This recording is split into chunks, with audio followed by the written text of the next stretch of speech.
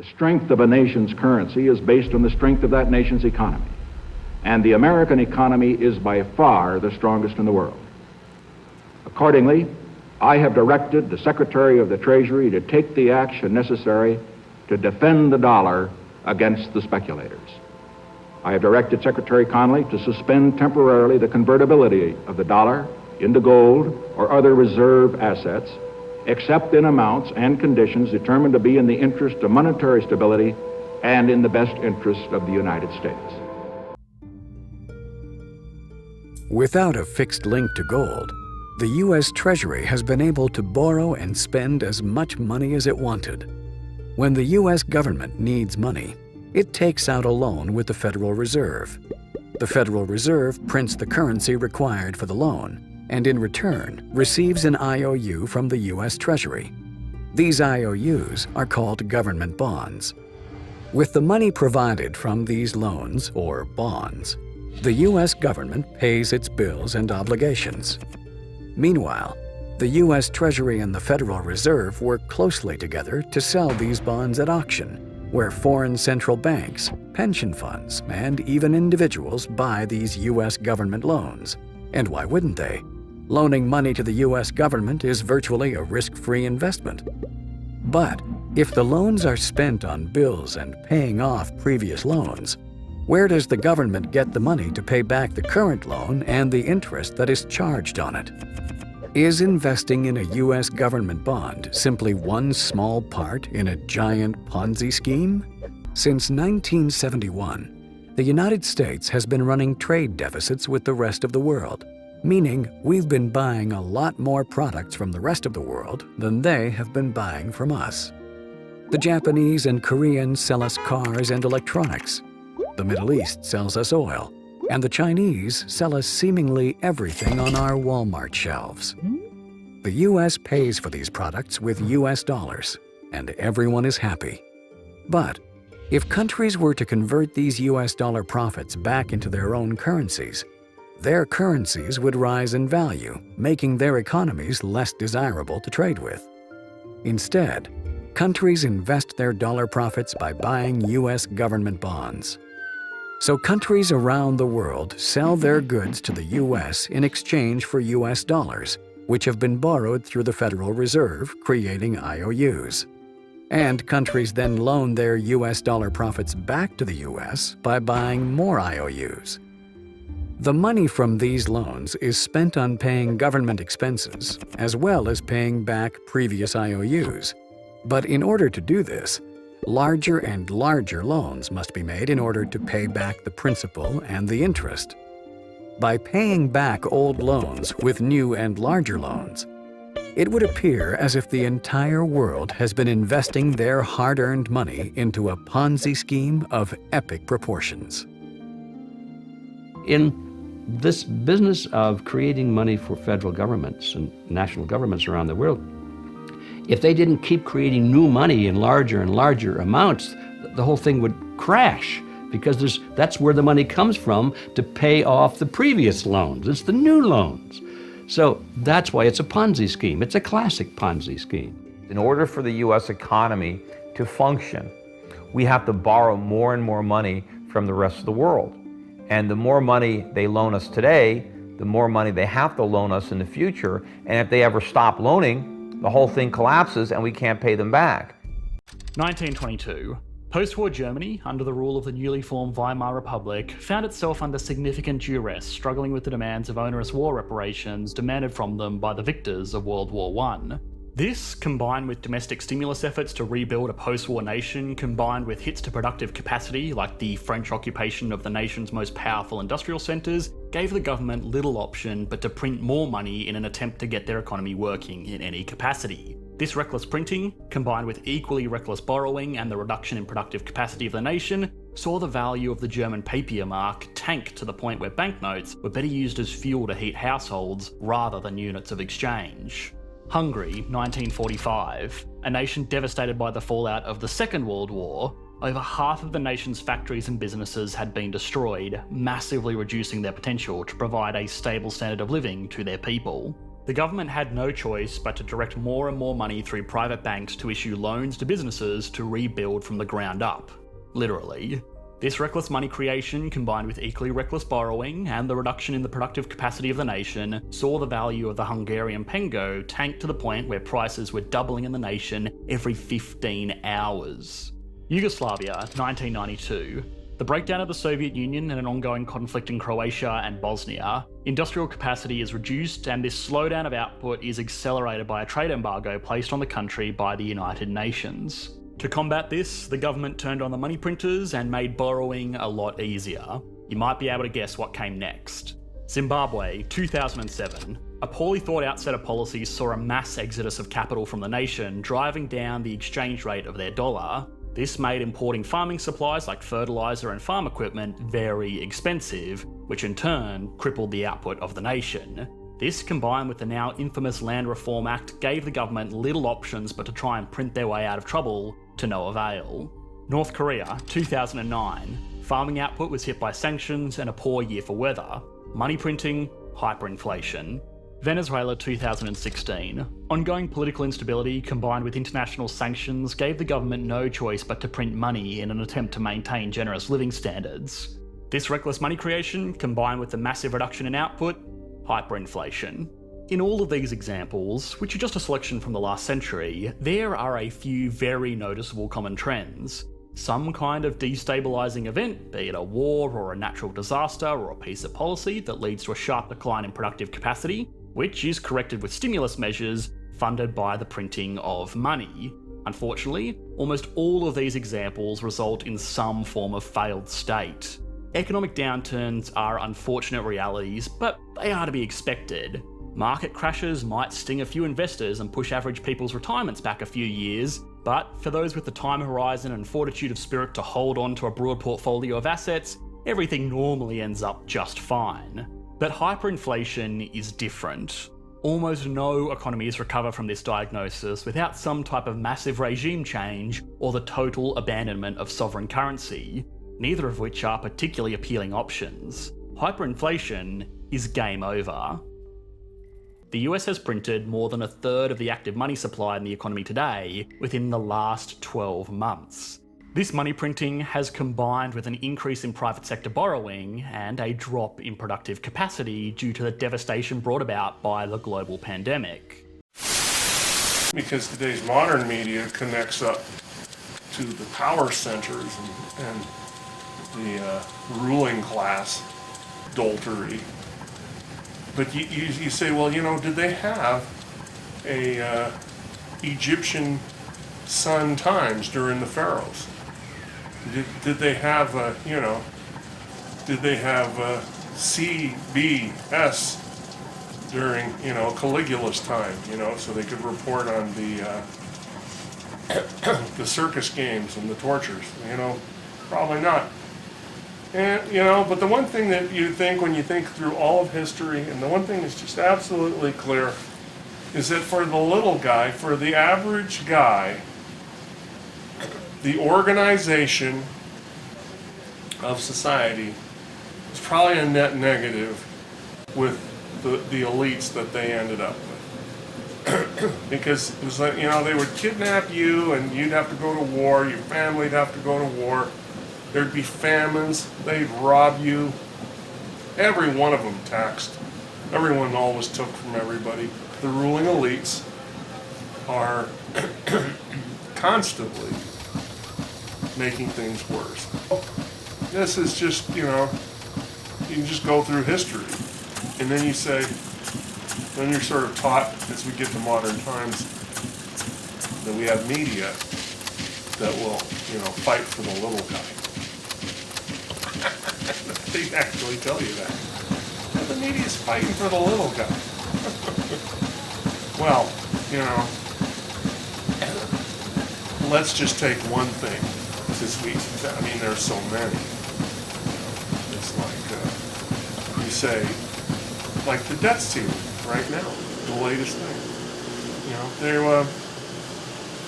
You'll hear it on the media and they'll be saying, and if they don't raise the debt ceiling, it's going to be a catastrophe, a terrible catastrophe of the worst kind.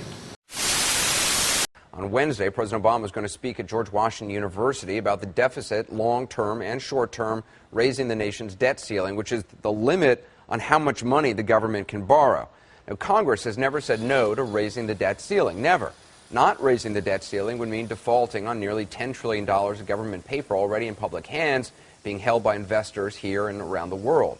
Now, both sides compare that to Armageddon, the last thing you'd want to play politics over. But tonight, keeping them honest, both sides are either doing just that, playing politics, or having played politics with it in the past, or trying now to explain it away. Congress has a lengthy to-do list by the end of the month. Failure to act could lead to a government shutdown and to defaulting on our debt obligations for the first time in history. We have several options for raising the debt ceiling, which is absolutely mandatory. As you mentioned, we've never defaulted on our debt in history. This is really kind of a ridiculous position to be in. We're the only country in the world that has a debt ceiling that works like this. We've raised it close to 100 times over the 104 years it's been in existence. We ought to do away with it. In Washington, the battle over the U.S. debt ceiling rages on. Senate Republican leader Mitch McConnell continues his refusal to offer Democrats any help in raising the federal debt limit. Lawmakers on both sides of the aisle agree it needs to be raised, and experts warn the failure to do so could result in an economic catastrophe. Kayla, tell us about what, if the country went into a temporary default, what wouldn't get paid? Who wouldn't get paid? Social Security, military families? I can't imagine that any politician would want that to happen. The majority needs to stop sleepwalking toward yet another preventable crisis. Democrats need to tackle the debt limit. Again, all of that spoken with a straight face. The Senate expected to vote again this week to suspend the debt ceiling. On Schumer's gamble this way, quote, Democrats are betting that the needed Republican senators will eventually cave in order to stave off an unparalleled economic disaster. Our allegedly tragic trillion-dollar annual budget deficits, swelling our supposedly unsustainable $16 trillion national debt. More borrowing, it said, means the proverbial road to ruin.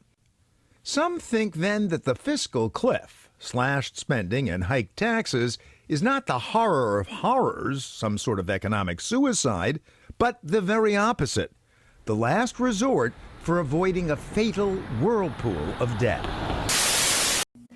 President Biden blasted Republicans on Monday for opposing an increase or suspension of the nation's debt ceiling. The president warned GOP senators the country could be heading for an economic crisis if the debt limit is not addressed by October 18th.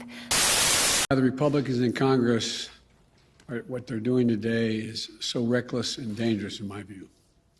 Raising the debt limit comes down to paying what we already owe, what has already been acquired, not anything new.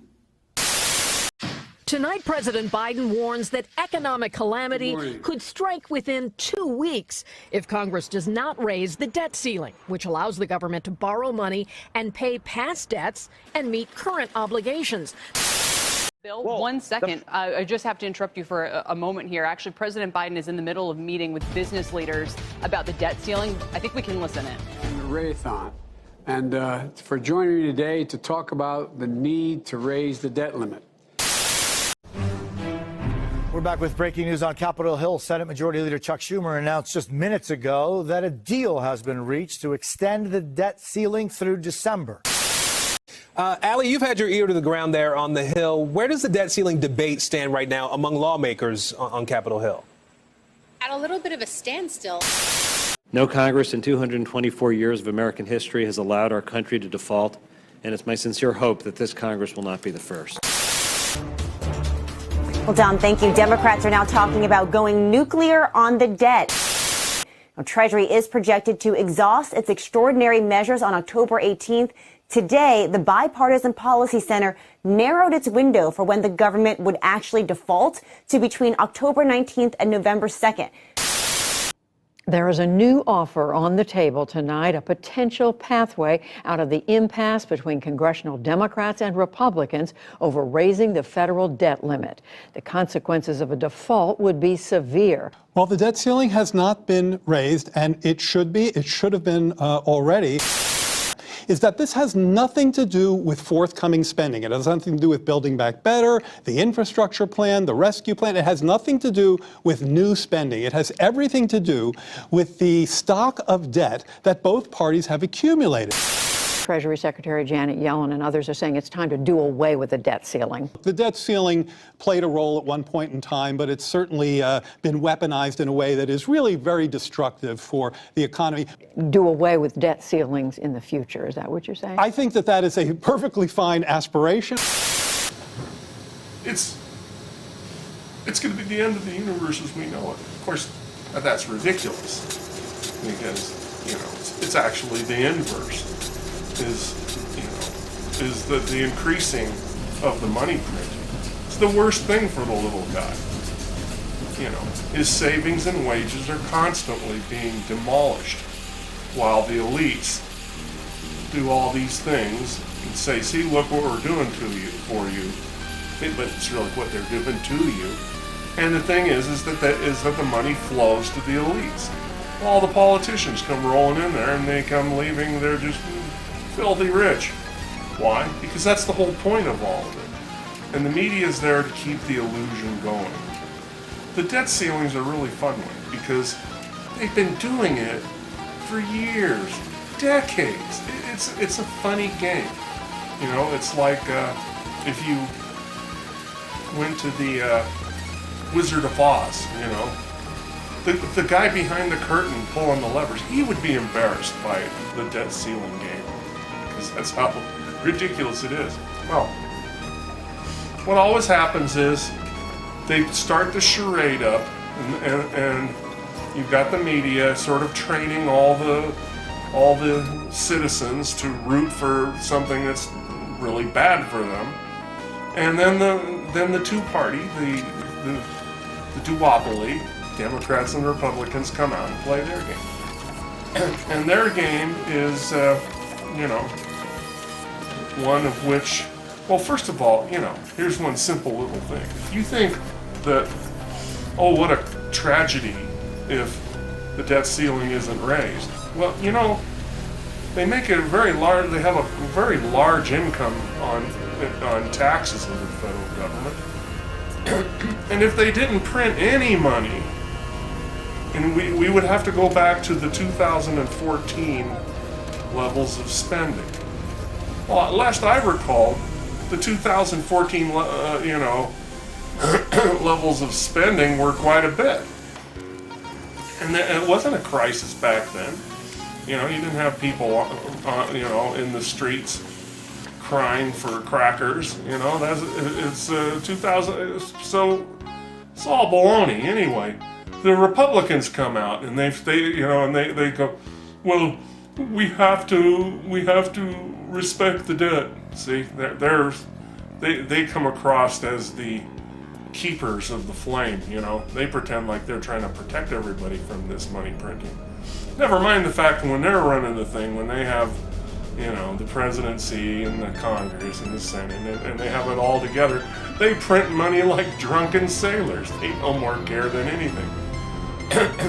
But they understand one thing, is that money printing initially makes it seem like things are getting better, though technically they're just getting worse deep down under the surface.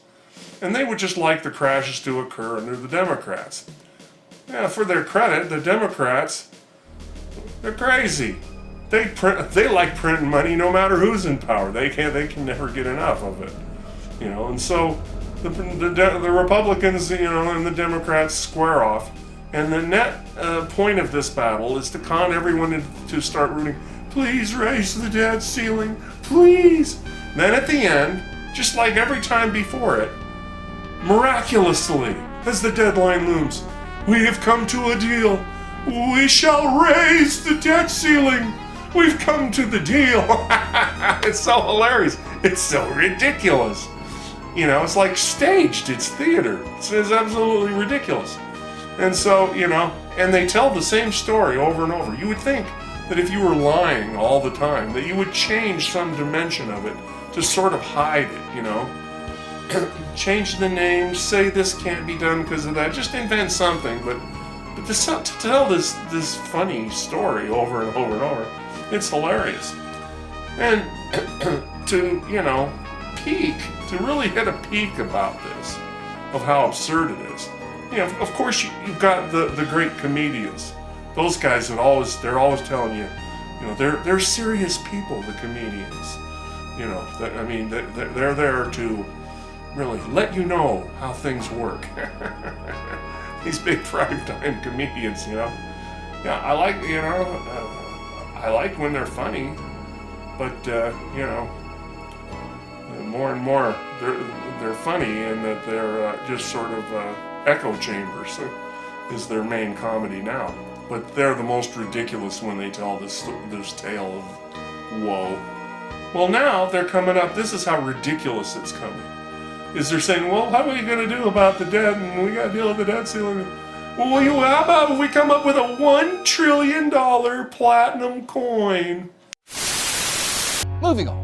Our main story tonight concerns the national debt, the world's most boring $28 trillion. And I know just saying 28 trillion might sound confusing. How much is that exactly? Well, to put it one way, it's $28 trillion. To put it another way, it's 28 million millions. To put it a third way, it's an absolute ton of money. But regardless, the national debt is a complete obsession in this country.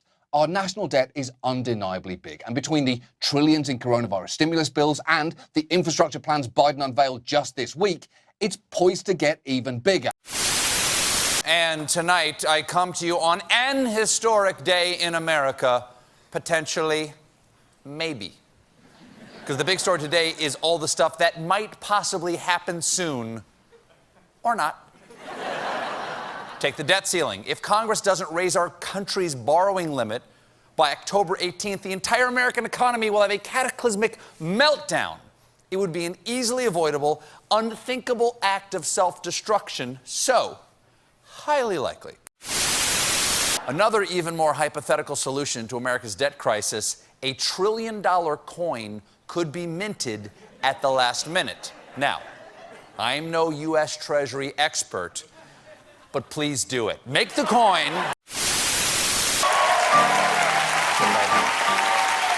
Here's how Operation Megacoin would work. The president could order the Treasury Secretary to mint a $1 trillion coin, then deposit it with the Federal Reserve. Then, just like that, the government would have an additional $1 trillion to pay off its obligation. This isn't just any $1 trillion coin. Oh no, for starters, it has to be made out of platinum because the Treasury has limits on paper, gold, silver, and copper currency, but there is no limit on how many platinum coins it can circulate or on their value. Yeah, a $1 trillion platinum coin. See, we'll put that 1 ounce of platinum in the Federal Reserve's coffers, you know, and that'll retire all that debt, you know. It's like, and when they need to, then the Fed can always sell the $1 trillion coin to someone. Someone will buy an ounce of platinum for $1 trillion, right? That's what's inferred.